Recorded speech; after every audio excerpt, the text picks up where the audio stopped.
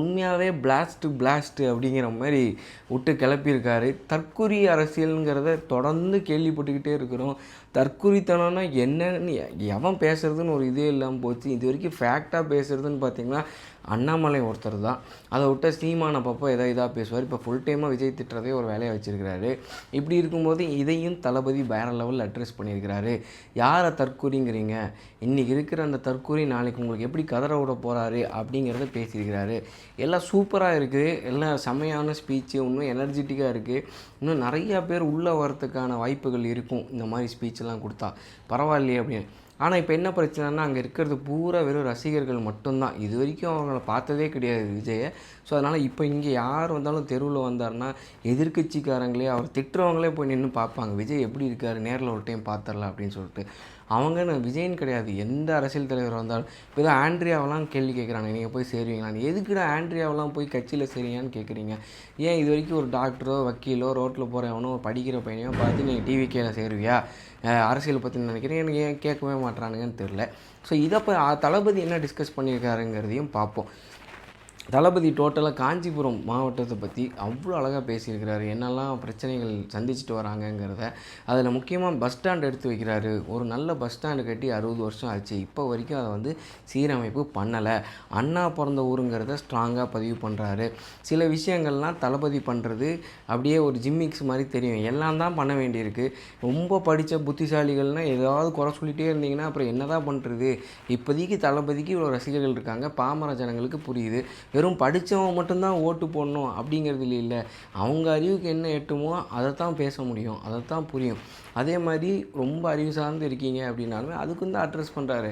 வக்ஃபுக்கு எதிராக பேசணும், எனக்கும் அதில் உடன்பாடு கிடையாது. இதில் அவர் சில விஷயங்கள் எஸ்ஐஆர் திட்டத்துக்கு எதிராக போராடினாங்க, இதில் அதை பற்றி பேசலை. பட் ஸ்டில் அது சாதாரண ஒரு இதுதான் பேர் திருத்தம். இப்போ எங்கள் அப்பா இறந்துட்டார், அதுக்கு நம்ம ஒரு திருத்தம் பண்ணுறோம், ஏன்னா அந்த ஓட்டை வேறு வேணால் போட்டுறக்கூடாதுல்ல அப்படிங்கிற ஒரு நல்ல விஷயம் இருக்குது. கெட்ட விஷயமும் சிலதெல்லாம் இருக்குது, அதை பற்றி டீட்டெயில்டாக பார்ப்போம். பட் பிளைண்டாக நம்ம எதையுமே எதிர்க்க முடியாது. டிஎம்கே என்னெல்லாம் எதிர்க்குதோ அதெல்லாமே டிவிகேவும் எதிர்க்கிறாங்க. டிஎம்கே எதுக்கெல்லாம் ஆதரவு தெரிவிக்கிறாங்களோ அதுக்கெல்லாம் டிவிகேவும் ஆதரவு தெரிவிக்கிறாங்க. கட்சி கொள்கையிலேருந்து, அண்ணா கொள்கையிலேருந்து, பெரியார்லேருந்து எல்லாமே ஒரே மாதிரி தான் இருக்குது. எக்ஸப்ட் டிவிகே டிஎம்கேவை எதிர்த்து நிற்கிறாங்க.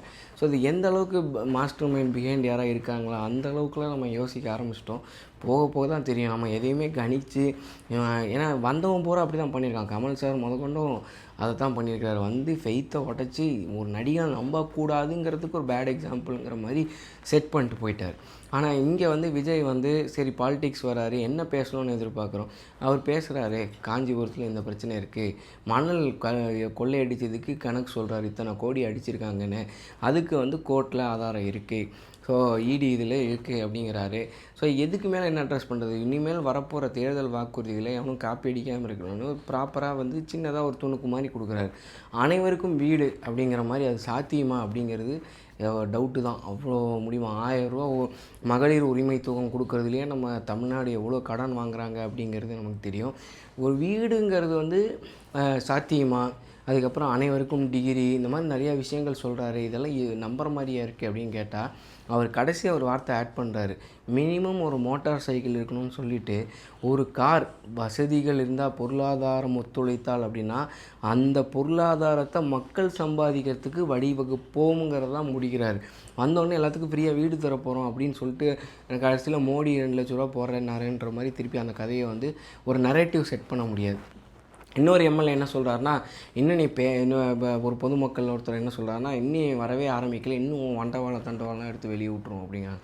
ஸோ என்ன பண்ணாலும் சரி, அவன் பர்சனல் கேரக்டரை வச்சு டேமேஜ் பண்ணுறது விஜயகாந்தை வச்சு பார்த்துருக்கோம். சீமான் தன்னுடைய பெட்ரூம் வீடியோவை போட்டு பார்த்துருக்கோம். இந்த மாதிரி பர்சனலாக டேமேஜ் பண்ணி நித்யானந்தாவே நீங்கள் பர்சனலாக டேமேஜ் பண்ணது தானே தவிர அந்த ஆள் பேசுகிற கருத்தில் எதுவும் பெருசாக ப்ராப்ளம் இருக்கிற மாதிரி தெரியல. ஏதோ கரெக்டாக எடுத்துக்கிட்டோன்னா எல்லாத்துலேயுமே ரைட் சென்ஸ் இருக்கும். ஸோ இதுலேயுமே விஜயோட பர்சனல் அட்டாக் பண்ணி அவரோட ஏதாவது ஒரு அந்தரங்கத்தை வெளியே விட்றோம், அந்த மாதிரி ஏதாவது பண்ணானுங்கன்னா கூட ட்ரஸ்ட்டு போயிடுமா அப்படிங்கிறது ஒரு கேள்வி தான். ஏன்னா மக்களுக்கு இங்கே நல்லது தானே பண்ண வந்திருக்காங்க, அதை தான் நம்ம பார்க்க முடியும். எவனுமே இங்கே யோக்கியம் கிடையாது. என்ன ஒரு சிலது வெளியும் தெரியுது, ஒரு சிலது தெரியறது இல்லை, அவ்வளோதான். ஸோ அதை தாண்டி காஞ்சிபுரம் மாவட்டத்தில் அண்ணாவை பற்றி திரும்ப திரும்ப சொல்கிறாரு. அதை விட்டுட்டு அஞ்சலை அம்மாள் எவ்வளோ நம்ம ஒரு கட்சியோட பொறுப்பில் இருக்கார், இந்த குடும்பத்தை சார்ந்த ஒருத்தர் வந்து இப்படி பேசிட்டாரு அப்படின்னு எழில சொல்கிறதா சில பேர் சொல்கிறாங்க. ஸோ அதையும் பதிவு பண்ணுறாரு. இனிமேல் விடமாட்டோம், சாரின் சார் சிஎம் சார் போய் அப்புறம் அங்கிள் போய் இப்போ பாப்பா அப்படின்ட்டாரு. அதுக்கப்புறம் இது என்ன சங்கர மடமா அப்படின்னு கலைஞர் ஏன் சொன்னாருன்னு யோசிக்கணும் அப்படிங்கிறாரு. ஸோ இது மாதிரி நிறையா பேசியிருக்கிறாரு. அதே மாதிரி முடிக்கும் போது நெஞ்சில் குடியிருக்கும்னு சொல்லும்போது அந்த ஃபேன்ஸ் கத்துறாங்க, அவங்களுக்கு ஒரு குஷி.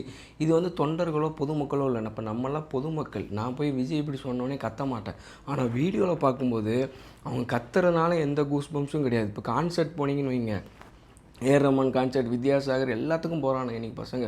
டிக்கெட் பார்த்தா 3000 4000ங்கிறாங்க. அங்கே எந்த பாட்டு போட்டாலும் கத்த தான் போகிறோம், ஏன்னா காசு கொடுத்து போய் உட்காந்தாச்சு, ஆரம்பிக்கும்போது கத்தி தான் ஆகணும். அது ஆட்டோடியூன் அந்த மாதிரி ரசிகர்கள் கத்த தான் செய்வாங்க. பொதுமக்களுக்கும் ஒரு ஆச்சரியத்தை ஏற்படுத்தணும் அவர் பேசுகிறதுனா. விஜய் பேசினதுலே நல்லா இவால்வ் ஆகி சூப்பராக வந்திருக்காரு. இன்னும் கிரிட்டிக் பண்ணிக்கிட்டே இது சரியில்லை அது சரியில்லைன்னு சொல்ல அது செம்மைப்படுத்திட்டு தான் போகிறாரு. இன்னும் ஒரு ஆட்சிக்கு வரல, ஒரு கவுன்சிலர் கூட ஆகலை, ஆனால் ஒரு பதட்டம் நிலவறது தெரியும்.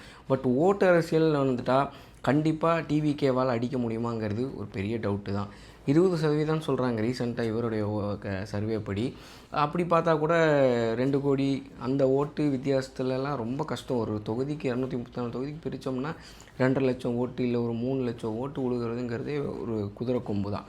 ஸோ அதனால் அலையன்ஸ் ரொம்ப முக்கியம். பவன் கல்யாண் எப்படி டெப்டி சிஎம் ஆனார், எப்படி சிரஞ்சீவி தவற விட்டாருங்கிறதுக்கு ஒரு எக்ஸாம்பிள் தான் அது. காங்கிரஸ் திமுகவோட கூட்டணியும் உறுதியாகிட்டுருக்கு கொஞ்சம் கொஞ்சமாக. ஏடிஎம்கே பிஜேபி கூட்டணி உறுதி ஆகிடுச்சு. சீமான் தனித்து நின்னா மட்டும்தான் மரியாதை. ஆனால் இப்போ ரீசெண்ட் டைமில் ஃபுல்லாகவே ஒரு டிஎம்கே சைடு சாஞ்ச மாதிரியே எல்லாருக்கும் ஒரு ஃபீலிங் இருக்குது. இத்தனை வருஷம் உழைப்பு வீணாக போய் ஃபுல் டைம் விஜய் திட்டிகிட்டு இருக்காரு. ஸோ இப்போ விஜய் தனியாக நின்னாரே அப்படின்னா அத்தனை பேரோட வாக்கு வருமா, ஜெயிப்பாரா என்னன்னு தெரில. ஆனால் இனிமேல் வந்தா அப்படிங்கிறதா இல்லை வருவோம் அப்படிங்கிறத தெளிவாக பதிவு பண்ணியிருக்காரு. ஆஸ் யூஷுவல் டைலாக் வந்து டெம்ப்ளேட்டாக வந்து ஒரு 2 பேருக்கு தான் போட்டி, ஒன்று டிவிக்கே இன்னொன்று டிஎம்கேன்னு சொல்லி முடிச்சிட்டாரு. இதெல்லாம் ஒரு துணுக்கு, இது பதிவு பண்ணிகிட்டே தான் இருக்கணும். சில விஷயங்கள்லாம் ஜிமிக்ஸும் பண்ணி தான் ஆகணும். நெஞ்சில் குடியிருக்கும்னு கையை நீட்டணும், அப்போ கத்துவாங்க. இதெல்லாம் பண்ணி தான் சார் ஆகணும். எல்லாம் இதையும் குறை சொல்லிகிட்டே இருந்தால் ஒன்றும் பண்ண முடியாது. அவர் நடிகர் தான், அதுக்கும் அவர் அட்ரஸ் பண்ணுறாரு. எம்ஜிஆரை கூத்தாடினாங்க, கூத்தாடினா என்ன அப்படின்னு சொல்லிட்டு அதை ரொம்ப வருஷமாக அவர் எக்ஸ்பிளைன் பண்ணிக்கிட்டே இருக்கிறாரு. மெயினாக அந்த தற்கொலை வெற்றி கழகம்ன்றதை ரொம்ப பதிவு பண்ணி நரேட்டிவ் செட் பண்ணுறவங்களுக்கு ஒரு பதிலடி தான் அது. ஆனால் கண்டிப்பாக விஜய் ரசிகர்கள் வந்து நிறையா வந்து படிக்க வேண்டியிருக்கு. கொஞ்சம் பாலிட்டிக்ஸ் ஏற்று பேசணுன்னா கொஞ்சம் ஃபேக்ட்ஸும் தெரியணும். இவர் சொல்கிறதெல்லாம் கரெக்டானு எடுத்து பார்த்தாலே காஞ்சிபுரத்துக்கு உண்மையாகவே பஸ் ஸ்டாண்ட் 60 வருஷம் முன்னாடி வந்துச்சு, மணல் கொள்ளைக்கு இவ்வளவோ அடித்தானுங்க, ஹைகோர்ட்டில் இதுக்கு ஒரு கேஸ் போதா அப்படின்னு பார்த்தா பரவாயில்ல. அவர் ஏற்று பேசும்போது ஒரு 6 வாரம் கை தட்டிட்டு அதை ஸ்டேட்டஸ் போட்டு போயிட்டோம் அப்படின்னா எல்லாமே விர்ச்சுவல் வாரியர்ஸாக இருந்தால் ஓட்டும் விர்ச்சுவல் வாரியராக போய் ஆன்லைன்லேயே போட்டுருவாங்களா அப்படிங்கிற ஒரு பயமும் வருது. ஸோ நடுநிலை மக்கள், நான் வந்து மற்றவங்களுக்காக பேச முடியாது. எனக்கு வந்து விஜயை வந்து பார்த்துட்டு வரோம். இருக்கிற எல்லா கட்சிக்கும் விஜய் எவ்வளோ பரவாயில்லையாக தான் பேசிட்டு வராரு. நான் நல்லது மட்டுமே பண்ணுவேங்கிறாரு. நாளைக்கு தப்பு பண்ணால் நமக்கு எண்ட் ஆஃப் த டே இன்னொரு நெகட்டிவ், அவ்வளோதான். ஆனால் செய்யலை, ஏதோ நல்லது நடந்தால் நல்லது தானே. ஸோ மதசார்பற்ற அரசியல் இந்த மாதிரிலாம் முன் வைக்கிறாங்க. பார்க்கலாம் மக்கள் எந்த அளவுக்கு முன் வராங்க, என்ன பண்ணுறாங்கங்கிறத பொறுத்து தான் பார்க்கணும். அதெல்லாம் தாண்டி எப்பவும் சொல்கிற அதே கருத்து தான். கொஞ்சம் ராஜ்மோகனும் கொஞ்சம் இப்போ வந்து மைக்கை பிடிச்சாருன்னா சார் வராருங்கிற மாதிரி புகழ்ந்து தள்ளி வெற்றி தளபதி அது இதுங்கிறாரு.